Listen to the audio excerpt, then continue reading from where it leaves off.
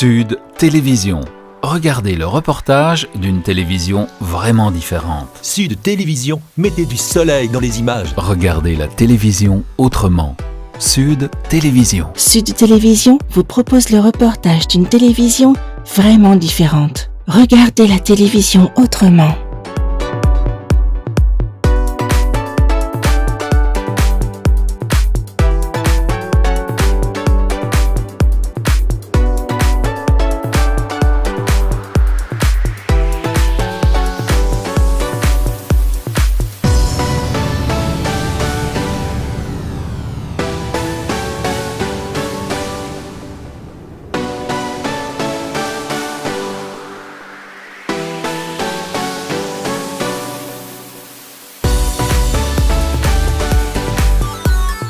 Le but principal, c'est de faire revivre un vieux métier qui au quotidien, on ne s'en rend pas compte. Pourquoi? Parce qu'il a été industrialisé.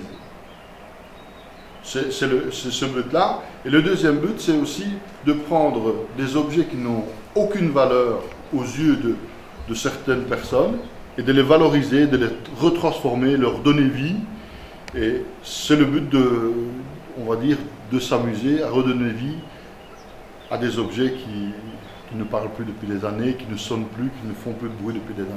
Alors on vous connaît déjà depuis quelque temps ici dans l'entité de Brève en tous les cas, et on peut constater que vous êtes un véritable passionné par ce métier, ce vieux métier. Tout à fait, je l'enseigne aussi, et j'essaye de vraiment donner goût à des jeunes pour que le métal devienne leur plasticine, leur manière de s'exprimer. Alors ici, donc, nous sommes dans un véritable lieu de vie, donc en tous les cas c'est comme ça qu'il était considéré dans ces années-là, donc 1749, donc c'est ici où se côtoyait notamment le charron, nous avons fait un reportage sur le charron, Exact, oui. L'atelier de M. L'Ouest, donc, où son grand-père et son arrière-grand-père travaillaient. Et alors on peut constater dans cette forge qu'il y a les cerclages des roues. Donc auparavant, c'était le forgeron qui faisait donc la finition de la roue qui était faite par le charron. Elle était faite, on remettait un cercle en métal autour pour qu'elle dure plus longtemps, et c'était aussi adapté suivant les saisons aussi. Donc c'était un peu le garagiste de l'époque où on venait aussi mettre les cerclages d'après les travaux aussi qu'on faisait de traction, parce que le cheval aussi était aussi, on lui changeait les fers d'après les saisons, d'après ce qu'il devait tirer, d'après sa force. Il était aussi l'orthopédiste, celui qui réglait un petit peu la géométrie, comme si on va maintenant au garage. Donc il y avait vraiment un intérêt de pouvoir tracter, de pouvoir charger, de pouvoir transporter toutes les personnes et du matériel. Et c'était le moyen de transport de l'époque. Et donc on peut considérer aussi qu'ici se côtoyaient les fermiers de la région qui venaient apporter donc leur charrue en réparation. Enfin c'était plutôt au niveau du charron, mais en tous les cas ces fermiers-là venaient ici avec leurs chevaux de façon à les faire ferrer. Ils les faisaient ferrer, mais ils réparaient aussi les outils de charrue et tout ce qui était pour travailler la terre, parce que ça s'abîmait, ça s'usait. Donc le forgeron refaisait souvent les pointes pour que ce soit plus d'adhérence, plus de facilité à travailler la terre. Donc il venait, et c'était un lieu où venait aussi le pensionné boire une tasse de café, discuter un petit peu de la pluie du beau temps, de ce qu'il avait fait la veille. Pourquoi? Parce que lui ne travaillait plus. Et c'était un lieu de rencontre, parce qu'on allait souvent trouver le forgeron pour un outil, mais ça pouvait être un outil de la terre, mais ça pouvait être un outil de tous les jours. Il y avait par exemple une dame qui avait besoin d'aiguilles à tricoter, elle venait nous demander des aiguilles à tricoter, des aiguilles pour coudre, peut-être pas les toutes petites, mais certaines, elles étaient faites par le forgeron. Sud Télévision. Regardez le reportage d'une télévision vraiment différente. Sud Télévision, mettez du soleil dans les images. Regardez la télévision autrement. Alors Franco, donc après 1749, donc date de la création de cette forge, on peut constater que la forge est en train de revivre grâce à ton impulsion, grâce à ton travail, grâce à ta motivation. Et on peut constater également qu'il y a un jeune à côté de toi qui forge, et particulièrement bien pour un jeune garçon de 12 ans. C'est là que c'est encore plus motivant, parce qu'on voit que les jeunes s'intéressent, et des jeunes qui ont un certain don pour travailler le métal. Alors Théo, on t'a vu forger tout à l'heure un morceau d'acier. Quel est ton sentiment quand tu forges un morceau d'acier comme ça? C'est dur quand même, non? C'est ça, grand chose, ça devient mou.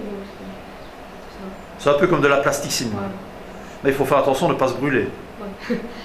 Parce que c'est une chaude, à 1000 degrés quasi, hein, bien rouge, et on a la tasse pas de fusion, mais de point de formage, hein, ce qui est le 1000 degrés, c'est souvent la table où ça se met très bien. Et alors le forgeron, c'est en fonction de la couleur de l'acier, plus ou moins à quel degré on est sur la barre d'acier. Oui, quoi. c'est un moment d'apprentissage, chaque couleur a son importance et à 10 degrés près, le forgeron est capable de déceler les températures. Alors Théo, est-ce que c'est un métier qui te plairait?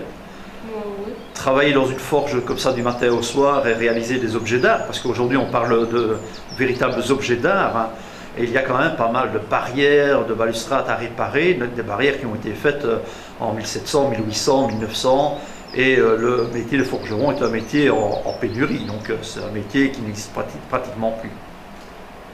Ouais, Ça te plairait? Ouais. Bah, c'est mieux peut-être un loisir qu'un métier, mais métier ça pourrait être aussi... On ouvre tous les premiers dimanches du mois, donc de chaque mois, le premier dimanche est ouvert. En général, c'est de 9h à 18h, mais les horaires sont adaptables. Si quelqu'un ne sait pas venir à 9h, il vient à 10h.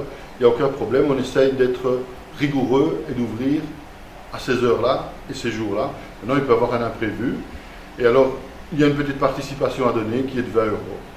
Ça, il faut le savoir, parce qu'un sac de charbon coûte 17 €. Et sans charbon, sans feu, il n'y a pas lieu d'être forgeron, on ne sait pas faire. Alors, on peut venir apprendre à manier le marteau, mais on peut venir aussi fabriquer une pièce pour mettre dans un jardin qu'on a envie de réaliser, ou quelque chose à réparer qui était dans le jardin, ou quelque chose, ici aujourd'hui on a réparé par exemple une vieille hache de mineur d'un grand-père, d'un monsieur qui a déjà 50 ans. Donc on peut voir la valeur sentimentale que ça a, et on peut venir refaire toutes sortes de petits objets comme ça, qu'on tient à cœur. Donc il y a quand même beaucoup de rencontres médiévales qui se font dans la région, même au-delà, hein, en France notamment, en Allemagne. Et là, vous avez un projet donc, de pouvoir reconstituer de véritables casques. Hein. Voilà, ici, à partir de l'année prochaine, on va essayer de recréer le jet de la poire. Il y a jadis, on venait demander au seigneur de l'époque qui pour pouvoir donner un lopin de terre, lui faisait lancer une poire. On aimerait bien lancer ça, mais d'une façon d'époque et d'une façon comme les chevaliers étaient habillés, donc d'où l'intérêt de faire des casques ici et d'essayer de faire des petites joutes médiévales l'année prochaine, le premier week-end d'octobre. Et on aimerait bien évidemment essayer de retrouver des armures ou des pièces qu'on mettait, ne fût-ce que des ceintures ou des fibules ou des choses d'époque qu'on va recréer ici avec des jeunes bien motivés, parce que tout ce qui est chevalier, prince, princesse, ça fait toujours rêver.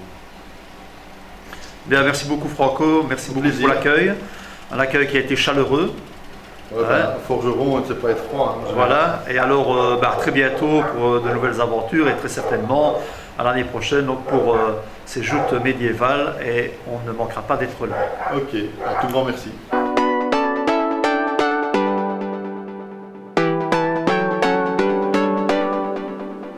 Sud Télévision. Regardez le reportage d'une télévision vraiment différente. Sud Télévision, mettez du soleil dans les images. Regardez la télévision autrement. Sud Télévision. Sud Télévision vous propose le reportage d'une télévision vraiment différente. Regardez la télévision autrement.